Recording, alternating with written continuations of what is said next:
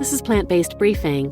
From high cholesterol to healthy lifestyle advocate, a provider's perspective, by Sarah Landman at balanced.org. And I'm your host, Marian Erickson, and this is the 10-minute curated content plant-based podcast, where I narrate a variety of articles and blogs on plant-based and vegan living with permission every weekday. Today's post is from balanced.org. They're a network of public health professionals, nutrition science experts, and everyday people from around the world fighting for a healthier food system, one menu at a time. They have community-led campaigns and institutional support programs to influence nutrition policy in schools, hospitals, and offices in cities around the world. They're impacting the healthfulness of millions of meals annually. So now let's get to today's plant-based briefing. From high cholesterol to healthy lifestyle advocate, a provider's perspective, by Sarah Landman at balanced.org. We recently had the opportunity to interview Kansas City's only board-certified lifestyle medicine practitioner, Trey Bennett, to learn more about his health journey and his perspective on the current food and healthcare systems as a nurse practitioner who once suffered from the effects of diet-related disease himself. Read his inspiring story below. Tell us a little bit about your health journey.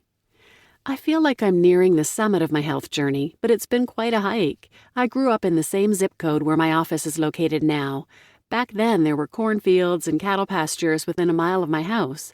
I was raised on meat, potatoes, and more meat, barbecue, of course.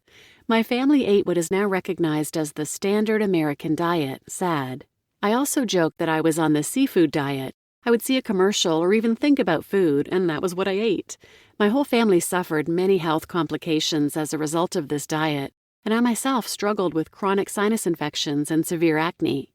As a family, we saw a dietitian who recommended what I call the modified American diet, which consisted of lean meats, low-fat dairy, and reduced fat foods like SnackWells. I remember a few of their recommendations specifically. A McDonald's Egg McMuffin with no cheese was a quote-unquote healthy breakfast option, and Three Musketeers was the recommended candy bar because it was lower in calories. The overarching theme was to eat everything in moderation, including the truly healthy foods. Food was my coping mechanism, and I would eat large volumes of baked chips, SnackWells cookies, low-fat microwave popcorn, cheese, meat, and just about anything I could get my hands on. My dad had high cholesterol, so he started taking a statin in his 40s. He suffered side effects and had several medication and dosage changes. Eventually, he was diagnosed with Syndrome X and prediabetes, and he was recommended the Atkins diet. As a family, we began eating, quote, everything in moderation, with an Atkins influence. Fast forward to 2012, I was working as a bedside RN at Kansas City's best hospital on a busy medical progressive care unit.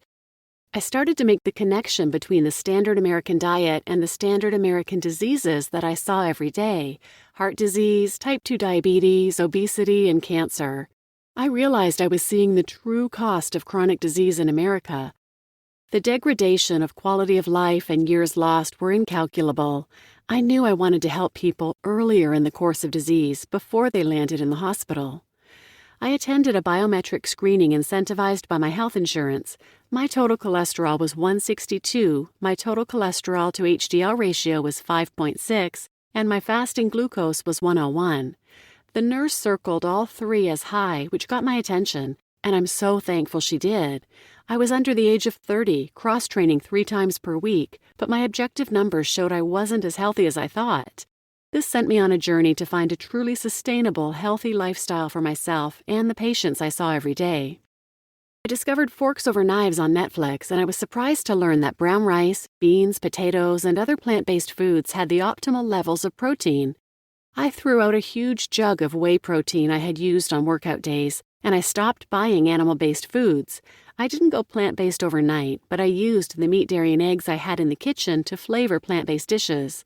As an example, I cooked up a whole package of turkey bacon and diced it up and threw it in the freezer to sprinkle on salads and plant-based dishes. I transitioned over about a month to whole food plant-based nutrition.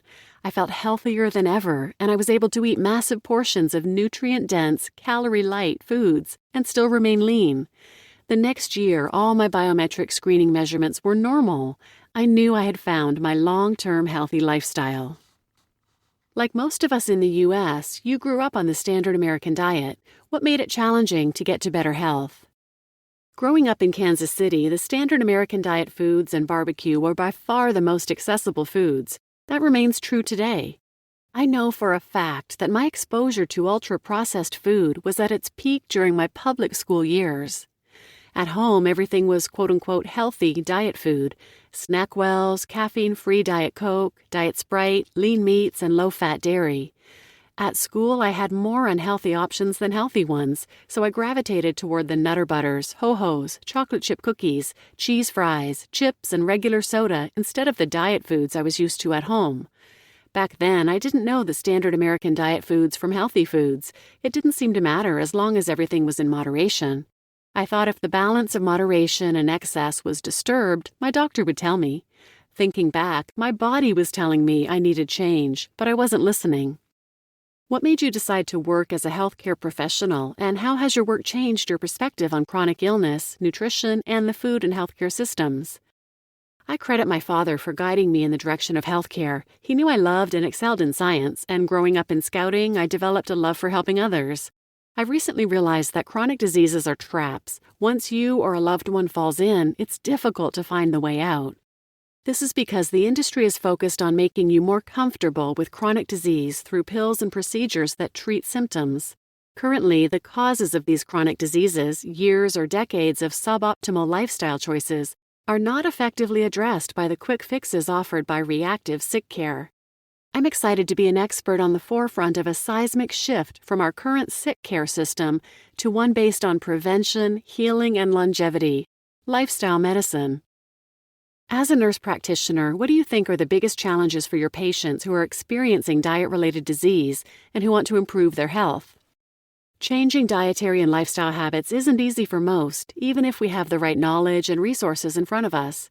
Our behaviors are nothing more than a collection of learned habits that result from decades of the food industry's influence on the choices available to us, and we've often practiced our habits for so long that they become subconscious. Our brain loves the efficiency of these subconscious habits. This is why we often get the same brands or types of products we have for years, and is why we often know what we get at certain restaurants without even looking at the menu. I love this quote: "People don't decide their futures, they decide their habits, and their habits decide their futures." This helps patients see the significance of their habits long-term and how making small changes can lead to big results over time. I encourage people to be thankful for the signs or symptoms that got them to this turning point. For many, sudden cardiac death, stroke, or stage 4 cancer is their first symptom. We must always remember that America's #1 causes of death are silent killers. Whatever the symptoms may be, they have opened your mind and given you the opportunity to change your lifestyle and reverse them. Do you think institutions such as schools, hospitals, and workplaces can help prevent chronic disease by serving healthier foods and fewer disease-promoting options? I know they can do a better job of this, especially now that the nutrition science is clearly defining the differences between health-promoting foods and disease-promoting foods. Institutions need not wait for food regulation to change from above. They have the responsibility to the citizens they serve to start protecting their health now. Institutions should focus on providing minimally processed, nutrient-dense plant foods to their clients. These are the foods we absolutely know promote health and longevity. If they feel they must continue to offer less healthy options, it is important to ensure the majority of the food is health-promoting by keeping healthy food options free from disease-promoting animal products. People can always add these to their dish later if they must. It is in the interest of these institutions to have healthier, happier, and more productive students, employees, and patients. Consumers are more informed than ever. It's time for institutions to catch up before the competition does first. You just listened to From High Cholesterol to Healthy Lifestyle Advocate, A Provider's Perspective, by Sarah Landman at balanced.org. And I'm Marian Erickson, and this is Plant-Based Briefing. Please share this episode with anyone who might benefit or be motivated or inspired by it. And thanks for listening.